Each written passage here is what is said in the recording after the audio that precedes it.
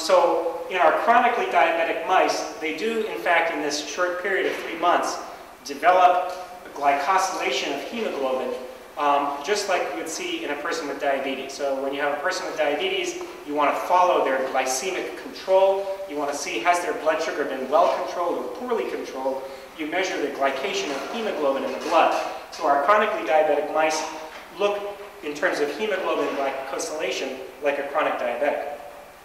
And we then went with these mice to look at the question, are they susceptible to tuberculosis or not? And the term, the definition of susceptibility in a host or virulence in a pathogen can easily be oversimplified. So we try to look at that in several different ways. So one way of identifying susceptibility is by bacterial load. Can the host control the bacterial replication?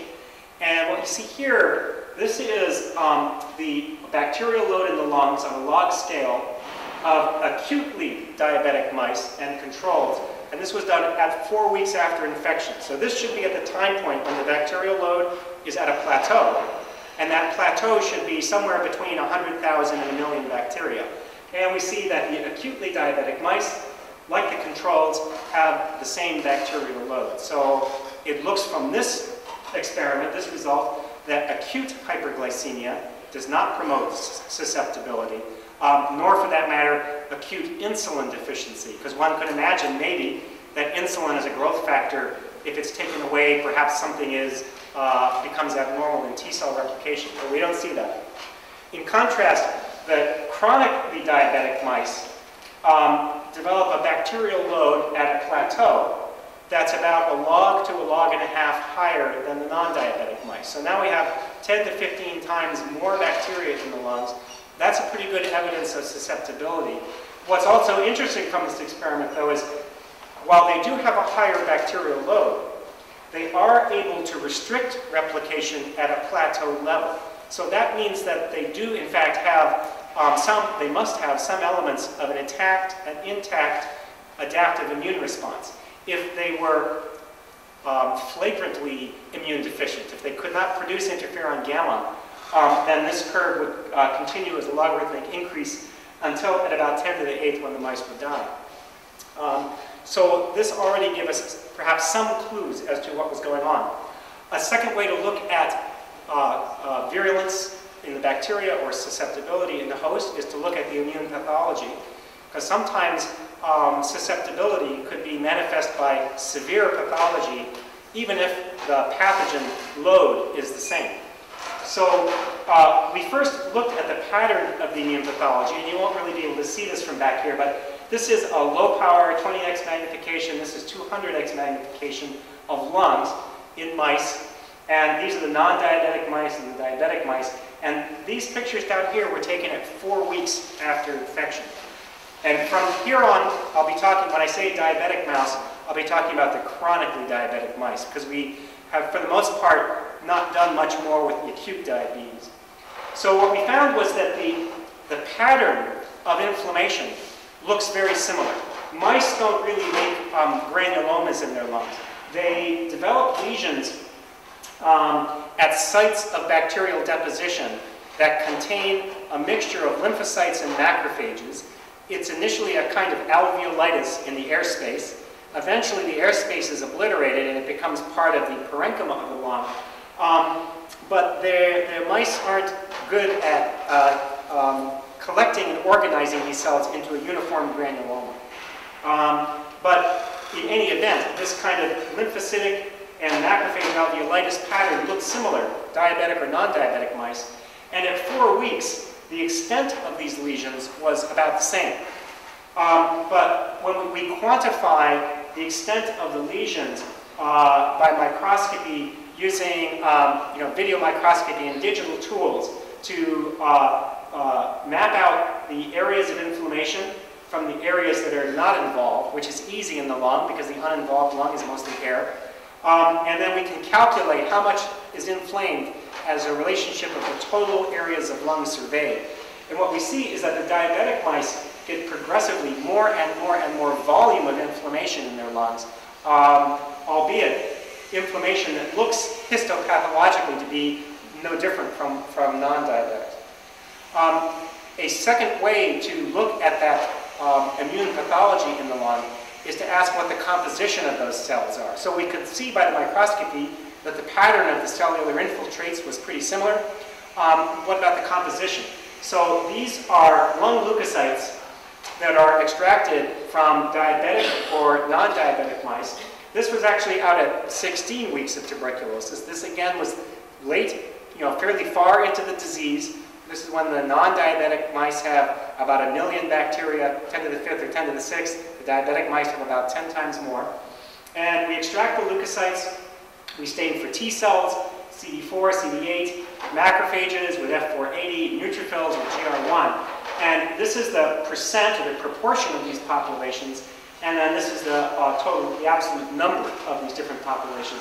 And what we see is there really isn't a dramatic difference. There may be a significantly increased percent of neutrophils in the diabetic mice, but T cells and macrophages are there in equal proportion. And so we could not attribute the susceptibility of the diabetic mouse to perhaps a failure to be able to bring into the lung the necessary immune cells. When we look at the total numbers, all these cells are in the diabetic mouse in greater abundance, and that reflects what we see from the histopathology at the later time points, when the inflammatory lesions are bigger in the diabetic mouse than the non-diabetic. So if we could not blame the susceptibility on the cells, perhaps we could blame the susceptibility on the cytokines.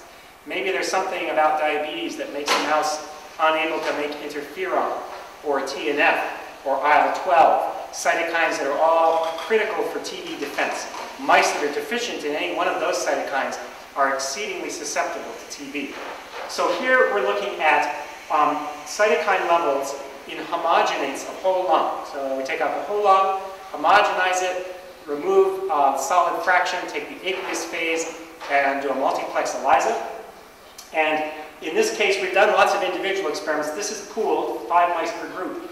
And we're looking at a number of cytokines that are important in TB defense, and then IL-10, which, if overexpressed, could produce susceptibility. This is an acutely diabetic mouse at 8 weeks, chronically diabetic mouse at 16 weeks. And in both cases, particularly with the chronically diabetic mouse, what we see is that not only do the diabetic mice make all of the necessary cytokines, or the ones we've tested anyways, all of those cytokines that have a role in TB defense, they actually make more interferon, more IL-1, more TNF than the non-diabetic mice. So this is kind of puzzling. We have a mouse that's susceptible, but they have an exuberant immune response. They bring in all the right cells. They're making all the right cytokines, or at least of the ones we chose to look at. I don't show all the data here. We couldn't find an explanation. For example, there's not overproduction of TGF-beta or something that might be anti-inflammatory. So, I'm scratching my head a little bit, wondering how can the diabetic mice be susceptible? Well, maybe they make interferon gamma, but they can't respond to interferon gamma. So we looked at that question. This is not quantitative, but we did staining for inducible nitric oxide synthase, which of all the 300 or so host defense genes activated by interferon gamma in the mouse is probably the most important single gene that's induced and produces nitric oxide to control TB replication. And by immunohistochemical staining, both in the streptozotocin-treated mice and in this Akita mouse model, we see, by the brown staining, that they are inducing nitric oxide. So we couldn't find any evidence to suggest they're poorly responsive to interferon. So I went back and reflected on that bacterial growth curve. And what we noticed was that the diabetic mouse can cause arrest of TB replication, but it does it at a higher bacterial load than the non-diabetic mouse. So one possibility would be that the diabetic mice make an immune response, but they're late. While you have logarithmic increase in bacteria during those first 3 weeks of replication, if you're 4 or 5 or 6 days late in mounting the immune response at the site of infection, you'll have had time for another 4 or 5 or 6 doublings of the bacteria, and you'll have 10 times more. So that made sense. And the first clue to this was when we looked at interferon gamma levels in lungs starting at the first week after infection. So here we go, week 1, 2, 3, and 4. We're looking at interferon gamma in non-diabetic mice, the white squares, and diabetic mice in the black. And what we see is that at 2 weeks, 14 days, the non-diabetic mice have quite a bit of interferon in their lungs. And the diabetic mice only catch up, and just barely, but they do catch up after 3 and 4 weeks. So this was the first hint that there's something maybe just that is delaying the initiation of the host defense in diabetes.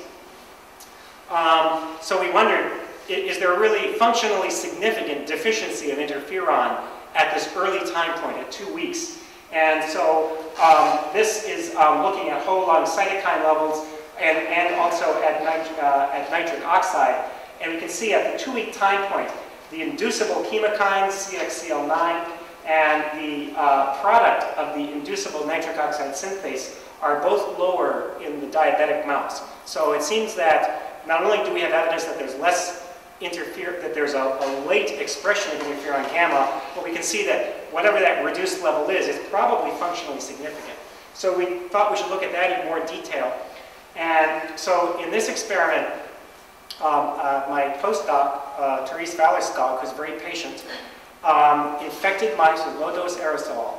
And then every 3 days or so, starting from day 3, she sacrificed mice and took out their lung-draining lymph nodes. This is very difficult in the early time points because the lymph nodes just look like tiny specks of fat. At later time points, the lymph nodes enlarge and they're pretty easy to remove. So she took out the lymph nodes, she extracted the cells, and in this case, we were doing an ELISpot with a TB-specific antigen, antigen 85, and we're measuring spot-forming cells that are producing interferon gamma. So this is used to provide evidence of TB antigen-specific Th1 immune response. And I don't show all the time points, but what she found was at the earliest time point when she could detect evidence of immune priming in the non-diabetic mouse, she couldn't find any in the diabetic mouse. 3 days later, strong priming in the non-diabetic mouse in the lung-draining lymph node, where the immune response is primed, and now the diabetic mouse begins to have a detectable response, and by 18 days, they're more or less equivalent. So the cells that are primed in the lymph node traffic back to the lung, and there is a delay from the time of priming to the time that these cells traffic back to the lung. So these cells that were first detected in the lymph node on 12 days become detectable in the lung of the non-diabetic mouse at 15 days. And at this time point, we're not seeing them in the diabetes, in the mice with diabetes. But at later time points, the diabetic mice catch up. So very good evidence that there is a delay in priming the adaptive immune response.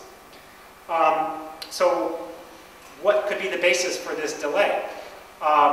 There could be a problem with the T cells. Maybe the diabetic T cells are being fed or being presented antigen but aren't responding properly. We have no evidence for that. I'm not going to show all of the negative experiments. Perhaps the dendritic cells that are responsible for this priming do a poor job of moving from the lung to the lymph node, or expressing co-stimulatory molecules, or processing and presenting antigenic peptides.